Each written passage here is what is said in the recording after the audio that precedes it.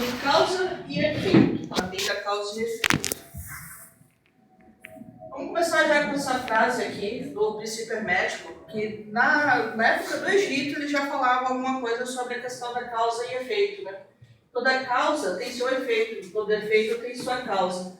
Tudo acontece de acordo com a lei. O acaso é simplesmente o nome dado a uma lei desconhecida. Há muitos planos da causalidade, porém nada escapa à lei. É o sexto princípio do hermetismo. Daí você para e pensa, olha o que o humano faz com o planeta. Faz guerra, tem fome, tem desigualdade, eu coloquei até os opostos aqui. Tem gente plantando, tem gente querendo crescer, tem gente, eu coloquei uma imagem, um ajudando o outro, em compensação aqui, falando mal dos outros. Então, o que faz isso? A gente viver nesse mundo, né? Sofre e depois fica alegre, o que faz isso acontecer? Então eu fui pesquisar nas religiões, o que o pessoal fala, o que outras religiões falam sobre essa questão, né? No hinduísmo, a gente vai encontrar que a gente tem o karma, a lei do karma. Então a gente faz uma ação, numa próxima vida a gente vai ter que, se entender com essa ação. O que eles chamam de samsara, que seria a roda de samsara, que é o que causa o karma. Então vamos vir em várias reencarnações, em várias vezes, para tentar se entender com isso, até chegar ao mosca, que é a libertação pelo autoconhecimento. Os gregos, eles acreditavam no destino. É destino, você nasceu, então você vai ser pobre o resto da vida e acabou, já está determinado. Tanto que o Hesíodo, ele falava que nem Zeus pode escapar do destino. Então eles acreditavam que o destino para eles eram as moiras, que seriam entidades que falam, você vai nascer assim, você vai viver assim, e no final da vida eles cortam a linha falando, acabou, então não tem muito mais o que você fazer. Os nórdicos também acreditavam em algo semelhante, que também são as três entidades, que são as nornas, que eles falam também, os deuses também não conseguem escapar do que é destinado. E aqui há uma diferença, é destinado, vai acontecer isso, só que você tem que viver com bravura, lealdade e dignidade. Então, se você faz um mal na vida, você vai acabar sofrendo essa consequência, mas o quanto você é leal, o quanto você é digno, você vai trazer coisas boas para a sua vida. No budismo, assim como no hinduísmo, a gente também tem a roda de samsara, e aqui eles falam que o ser humano causa o que ele vai sofrer nessa vida ou em outra vida, né? Então, o budismo ensina que cada ser é responsável pelo seu próprio caminho. Então, eu escolho, pela minha ação, eu escolho qual destino vai seguir.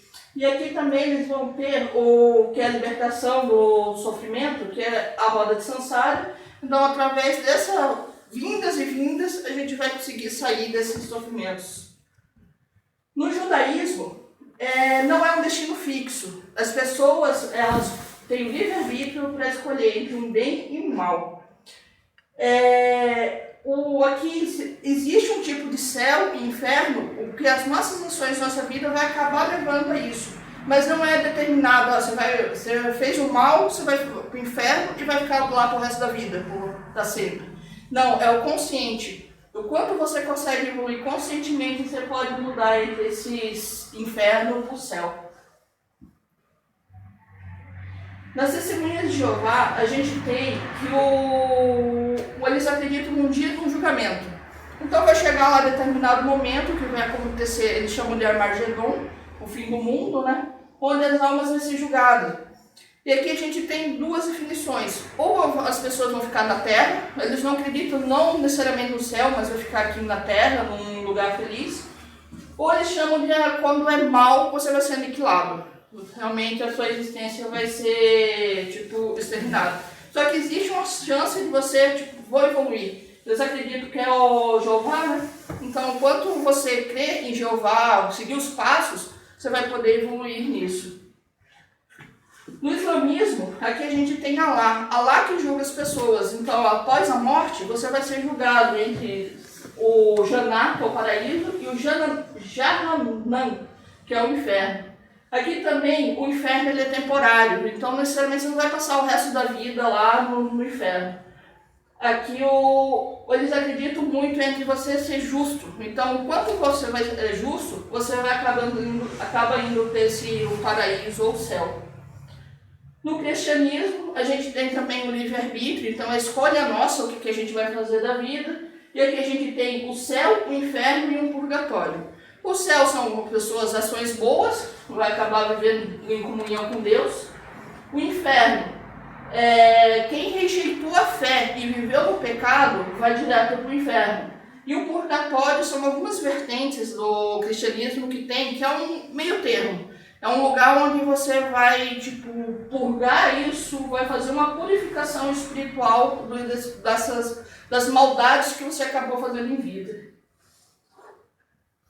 E no Espiritismo a gente tem a lei da causa e efeito, que ele traz como uma justiça divina para você aprender e também evoluir. Então é uma forma de, eu errei essa vida, numa próxima eu vou fazer direito, é uma forma de eu evoluir o espírito. O que tem em comum tudo isso? Você vai ver que todas essas religiões, pelo menos as que eu mostrei aqui, vai ter responsabilidade moral. Então não é só você chegar aqui, vou fazer o mal que eu quiser. Daí vai chegar, vai cair no inferno, ou vai ser aniquilado, ou vai cair na causa feia, vai ficar vindo. Por quê? Porque você não aprendeu aquela situação. Existe um conceito de céu ou inferno, ou equivalente. No Espiritismo a gente fala do umbral, o teu pensamento, estou com um pensamento muito denso, de raiva, de ódio, você vai ser puxado para o umbral, o que a gente poderia ser considerado como um inferno nessas outras religiões. A possibilidade de evolução no mérito.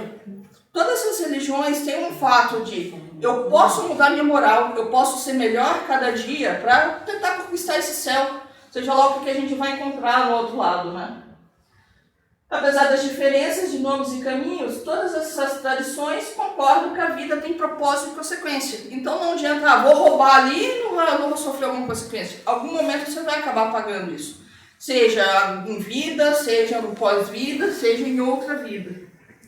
Então o bem e o mal que praticamos, eles não desaparecem com o tempo. Então, mesmo o bem e tanto o mal, isso vai evoluir nosso espírito, vai trazer moral pra gente. O que fazemos hoje molda quem seremos amanhã, nessa vida ou além dessa. Então, se a gente fez o mal agora, pode ser que a gente caia no inferno amanhã. Ou, pensando na roda lá de Sansara, a gente vai ficar vindo, tentando reparar esses erros. E em toda essa cultura, a consciência, a ética e o amor são os caminhos universais para essa elevação. Só que existem algumas perguntas que ficam no ar ainda, que a gente não consegue responder. Por que nascem pessoas ricas? Por que nascem pessoas pobres? Por que nascem pessoas que não têm um membro do corpo, ou não tem nada de membro, só o tronco? Por que tem pessoas que faz o mal, daí de repente se torna bem? O que causa isso? A maioria das religiões não consegue explicar essas causas. E o espiritismo... antes... Vivemos num mundo cheio de mazelas, problemas e infortúnios de guerras. Esse livro aqui, do Crepúsculo dos Deuses, de Valdes Pinheiro, ele fala de uns capelinos que vieram para a Terra ajudar a Estação do Tempo, porque a Estação do Tempo ela é uma rádio de transcomunicação, de lá para cá, e eles citam um pouco falando do que eles estão vendo na Terra.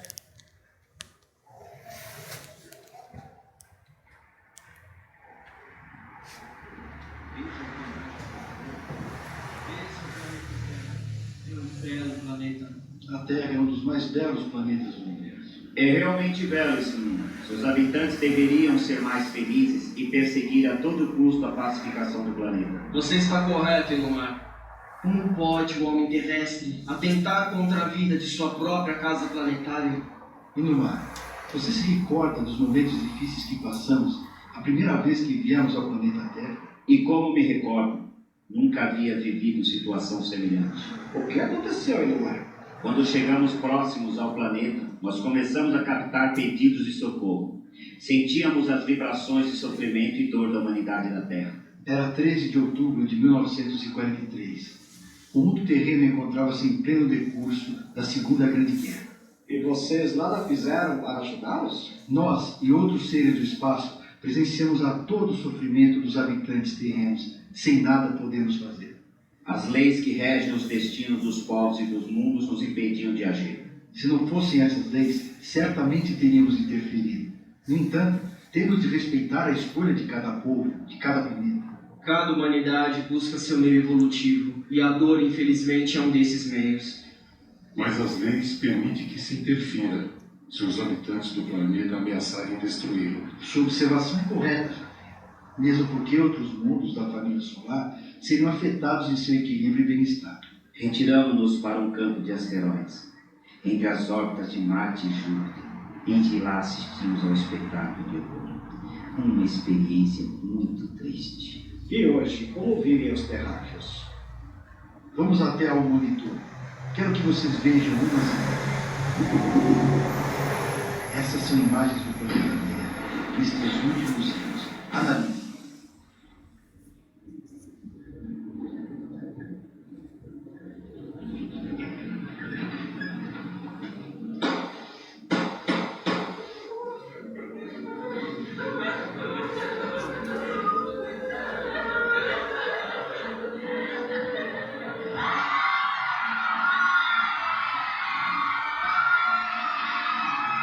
Acredito que essas imagens nos mostram o estado de barbárie em que vive a humanidade terrena. Infelizmente, a guerra ainda é um estado comum entre os humanos terrenos. Ora, não consigo compreender como seres da mesma espécie, seres incivilizados, possam se exterminar dessa forma. Tanto ódio. Acredito que já viram o suficiente. Veneráveis amigos, temos que nos ater a um detalhe. Os habitantes do planeta Terra ainda possuem tendências primitivas, e essa sintonia é compatível com a dos nossos irmãos que foram exilados de cá. Não é tão pouco a explicação. Foi nós, humanos da Terra, que decidimos viver nesses sofrimentos. Mas a gente vê o ser humano que faz essa destruição do planeta. É que eu trouxe algumas dificuldades, alguns desafios que a gente enfrenta no mundo. Vocês vão ver que é tudo feito por humanos. Desafios ambientais. A gente tem aqui as mudanças climáticas, poluição, perda de biodiversidade. Então o que o ser humano faz? Destrói as árvores, destrói o planeta, destrói, coloca atividades industriais, agrícolas, está acabando com a nossa natureza, né? A nossa biodiversidade. Alguns problemas socioeconômicos, então a gente tem a desigualdade social e econômica, a pobreza e a fome, as crises sanitárias, estabilidades políticas. A crise sanitária, a gente viveu uma, né? O Covid foi um exemplo disso. Aqui a gente outros desafios que a gente enfrenta no problema, então a gente tem saúde, educação, segurança e tecnologia. Então, tudo isso é o ser humano que faz. Não é um Deus que vem, você vai sofrer por causa disso. Nós mesmos fazemos nossos perrengues. Então, o que o Espiritismo fala sobre esse tema da causa e efeito? Né? Acho que a gente poderia traduzir para essa frase aqui, que o bater de uma asa de uma borboleta pode provocar um curso, pode influenciar um curso natural em outro ponto. Simplificando, bater de uma borboleta pode causar um tufão em outro ponto. Ele é uma metáfora do efeito borboleta, essa frase é usada para meteorologia. Descobriu-se que se acontece algum tipo de influência meteorológica em um ponto do planeta, do outro lado do planeta vai ter alguma causa, algum efeito vai acontecer, né? Então a causa e efeito para os espiritismo pode fazer isso. Eu faço alguma coisa vai acontecer na frente. Então a gente tem alguns conceitos que a gente pode falar sobre causa e efeito. Então karma, a gente usa a palavra karma, que ela vem do sânscrito e ela significa ação. A essência do karma é a lei universal da causa e efeito, segundo a qual toda ação gera uma consequência compatível. No espiritismo, essa ideia é comparada à lei da causa e efeito. Não há castigo, há aprendizado. Que nem na primeira que a gente falou lá do hinduísmo, lá é como fosse um sofrimento mesmo, você tem que aprender com isso. Você tem que passar por esse castigo para poder aprender. Aqui não é castigo. Aqui, a causa e efeito do espiritismo é para a evolução. O destino ele é visto como um roteiro predeterminado. Então, eu tenho um destino, eu sei que foi destinado que eu tenho que morar em outra cidade. Para isso não existe na doutrina espírita. Existem provas que a gente tem que passar antes de encarnar, que pode talvez dar essa impressão de um destino que eu tenho que seguir na vida, mas ele não é predeterminado, não é algo que não pode ser mudado. O livre-arbítrio, que é a faculdade do espírito escolher o que ele pode fazer, qual caminho fazer, qual o que pensar, o que sentir e agir segundo sua vontade. E para o Espiritismo somos livres para fazer essas ações, né? E responsável pelas consequências. No determinismo, que é que nem nos gregos e nos nórdicos, está determinado aquilo. Então você nasceu e vai ser aquilo e acabou, não tem conversa, né? Então é uma ideia filosófica que afirma que tudo o que acontece já está definido. No Espiritismo, reconhece que certas situações da vida estão determinadas por prova de escolhas. Então, o que acontece? Eu vou reencarnar, eu posso chegar e falar, na outra vida eu fui e matei alguém de tiro. Nessa vida eu quero morrer de tiro. Mas não é uma coisa também que vai ser determinado. Está lá no plano reencarnatório, mas não necessariamente é uma coisa que realmente possa acontecer. E a fatalidade que seria a ideia de que certos acontecimentos não podem ser evitados ou de forma alguma. No Espiritismo, a única fatalidade que a gente tem é a morte. Então, se a gente vem, em algum momento a gente vai morrer. Daí que algo que a gente confunde muito: causa e efeito, ação e reação. Ação e reação é da física. Então, é um tipo de lei que é coisas materiais. Newton escreveu que quando a gente gera uma ação, então a gente empurra isso aqui, a gente está fazendo uma força. Então, o mesmo força que foi aplicada aqui, esse móvel vai fazer para mim. Então, a gente classifica que ação e reação são de coisas físicas. Causa e efeito são de coisas mentais, emocionais, tudo que não agrega material. Aqui alguns exemplos. Então, o andar, então você está fazendo essa ação de empurrar o chão e o chão está te empurrando.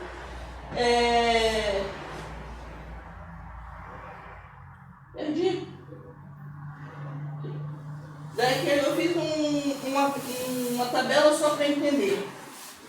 Ação e reação da física, causa e efeito. Então a natureza é binária. Então a gente sempre vai ter, eu estou empurrando uma ação, fazendo uma força, a força vai voltar para mim. Só que na causa e efeito ela não é binária, porque eu posso mandar um pensamento, eu já estou criando um carro. Eu posso fazer alguma ação que eu já estou criando, determinando alguma coisa para a minha vida. Característica, lei física, e lá é lei moral, é o processo. Na física não é complexo, porque você sabe, você está empurrando, o objeto está te empurrando. Só que aqui, o processo é complexo pra gente, porque existem outras variáveis, que é aqui, o qual previsível isso é. Na física é determinado, então é isso. Na causa e efeito não, porque pode ser complexo. Pode ser que vai acontecer isso, mas talvez pode não acontecer. Aplicabilidade, né? Então aqui corpos, então objetos, só que lá na lei causa e efeito, relações interpessoais, intrapessoais, em ambos os mundos. Então a gente aqui no físico, a gente no extrafísico, então isso tudo está envolvendo. O tempo é imediato, então se eu chuto a cadeira, acontece na mesma hora essa ação. Só que para causa e efeito não, eu posso fazer uma coisa agora, que daqui a 10 mil anos eu vou ter que me resolver com isso. Fatores de dependência, então ela é limitada, porque é só coisa física. E aí é muitas variáveis. A lei da causa e efeito no Espiritismo afirma que toda ação gera uma consequência, tanto no plano material quanto espiritual. O espírito é responsável pelos seus atos e cada escolha feita nessa vida terá repercussões futuras, boas ou ruins. Daí como ela funciona, né? Cada ser humano tem o livre-arbítrio para escolher entre o bem e o mal. As ações praticadas geram físicas ou morais, geram efeitos que retornarão ao espírito. Essa lei explica as dores, dificuldades ou alegrias que alguém pode viver, não como castigo, mas como uma justiça divina restauradora. E o sofrimento pode ser uma oportunidade de aprendizado e evolução espiritual. Como que a gente faz esse aprendizado, né, através da reencarnação. É pela reencarnação que a gente faz a reparação de nossos erros. Acredita-se que a reencarnação é o meio pelo qual o espírito evolui e corrige os erros do passado. Se alguém comete um erro grave em uma vida, poderá reencarnar em outra com desafios que o ajudem a aprender e a reparar aquele erro. E qual a finalidade de tudo isso? Cometi um erro, reencarnei e voltei. O objetivo da lei da causa é não punir, mas educar o espírito e conduzi-lo à perfeição. Com o tempo, as reencarnações, o espírito vai se purificando, se tornando mais justo, amoroso e sábio.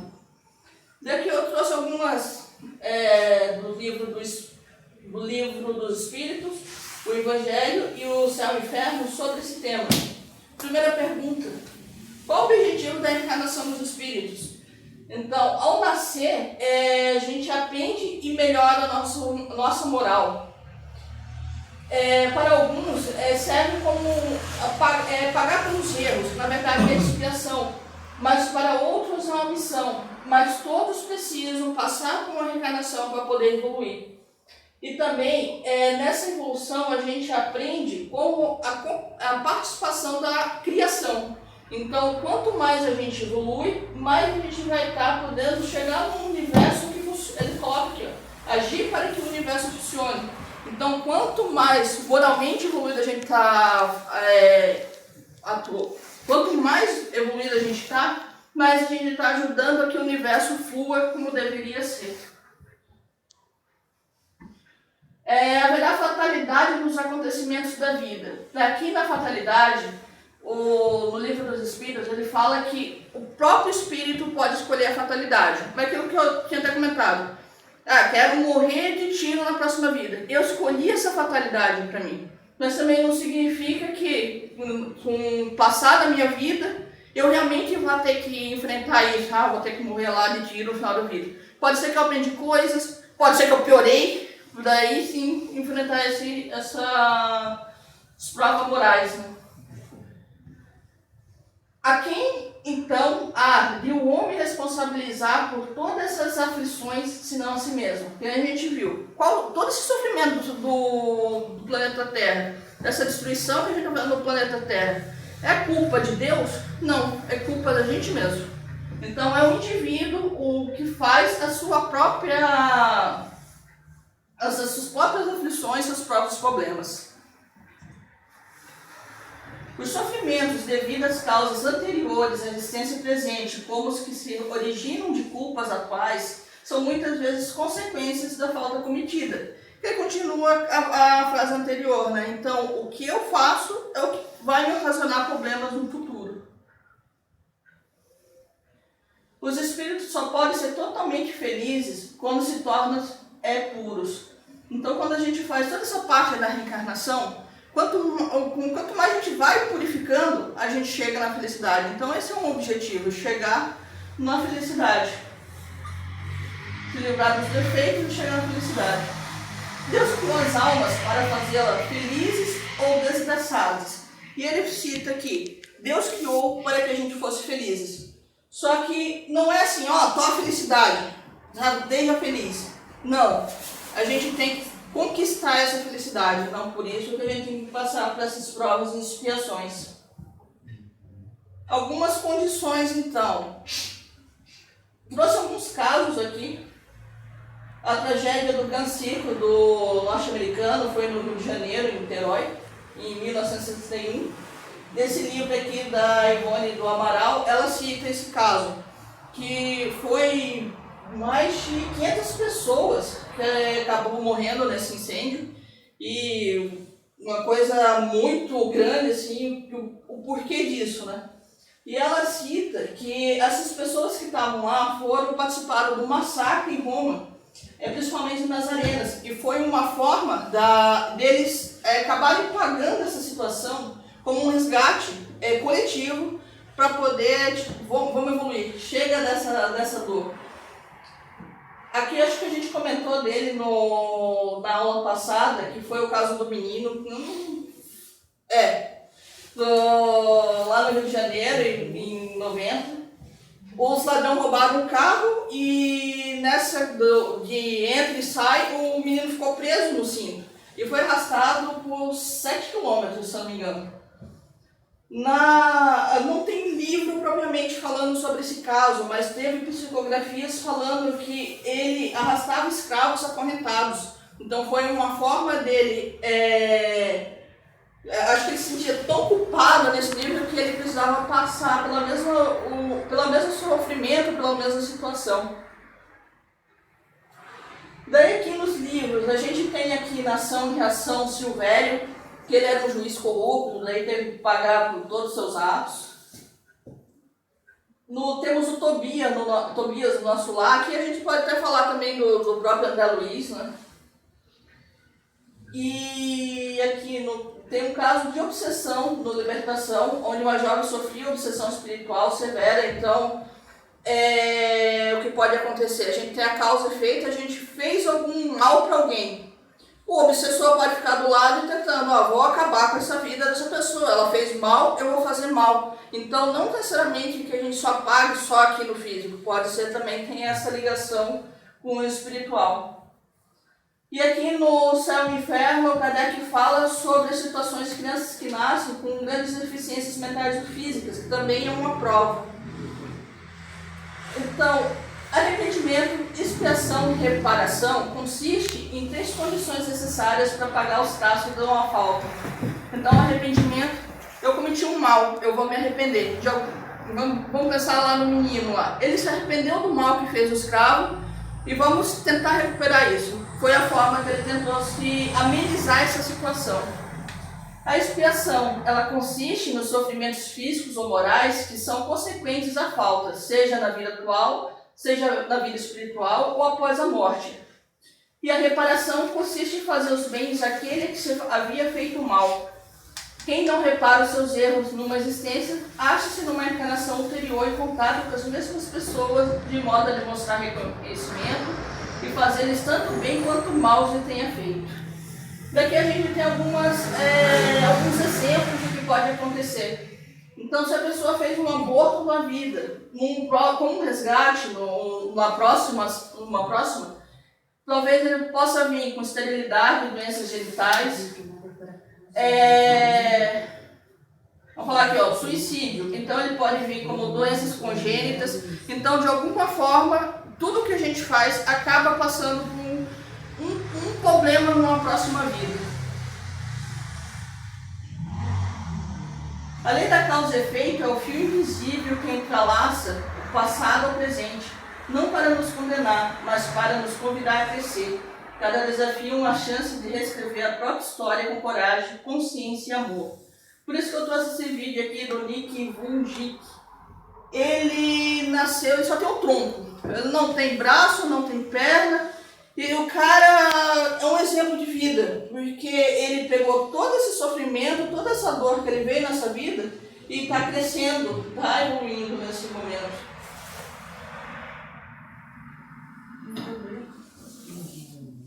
Eu não estava pronto.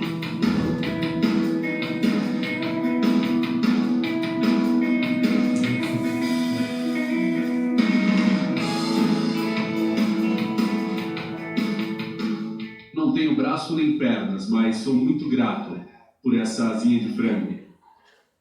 As pessoas se assustam quando me veem pela primeira vez. Foi bem legal quando eu cheguei em um voo sozinho e todos lá embaixo me olharam sorrindo, esperando outras pessoas descerem. E eu desci, eles surtaram, e tipo assim, sabe, é bem assim, eu sempre fico tentando olhar para mim mesmo e dizer, o que aconteceu, sabe? Sabe, houveram vezes em que eu olhei para a minha vida e pensei, eu posso fazer isso, não posso fazer aquilo? E você então se concentra nas coisas que deseja ter, ou então nas coisas que não deseja ter. E aí você se esquece do que você tem. Eu creio que em nenhum ponto da minha vida eu diria, eu desejo braços e pernas, eu desejo braços e pernas, porque desejar não adianta. O que tenho visto na vida são alguns princípios-chave, e a primeira coisa que vi é que devemos ser gratos.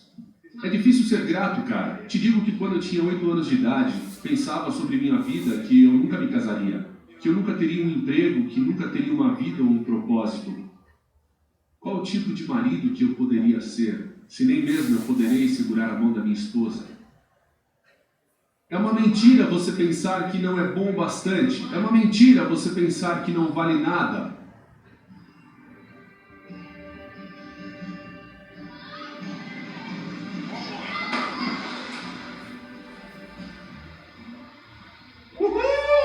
Está congelando, não estou sentindo minha mão.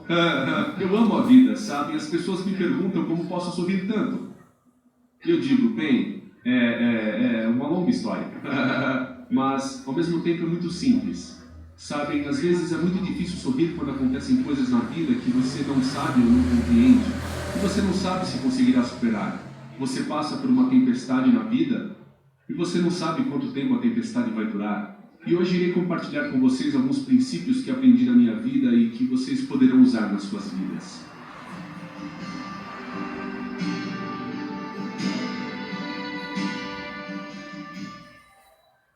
Ser paciente, na verdade, é algo muito difícil. Eu percebi que mesmo não podendo segurar a mão da minha esposa, mas quando a hora chegar, poderei segurar o seu coração. Eu não precisarei de mãos para segurar o seu coração. Sabem, é assustador pensar quantas garotas têm distúrbio alimentar. É assustador pensar quantas pessoas têm ódio na vida devido à sua situação em casa, com ódio dos outros. É assustador pensar como muitas pessoas se sentem sem valor. Todas as garotas aqui e agora, quero que saibam que vocês são bonitas. Vocês são lindas do jeito que são. E rapazes, vocês são os caras.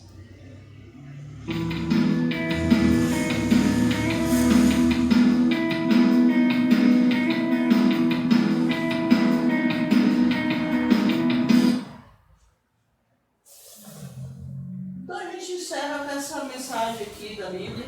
Não se deixe enganar, que Deus não se zomba, pois o que o homem semear, ele também colherá. Então, o que a gente tem que aprender da causa e efeito? Ser melhor a cada dia. Buscar evoluir. Fazer o mal? Não, vamos tentar fazer o bem. Vamos tentar fazer pelo menos um pouquinho a cada dia. Tentar transformar o nosso interior para ser o melhor para o mundo. Porque se a gente viu ali nas outras religiões, morreu, vai para o inferno, em qualquer outro momento. Por que a gente precisa ir para o inferno? Se a gente pode encontrar um céu ou viver melhor do que isso, né?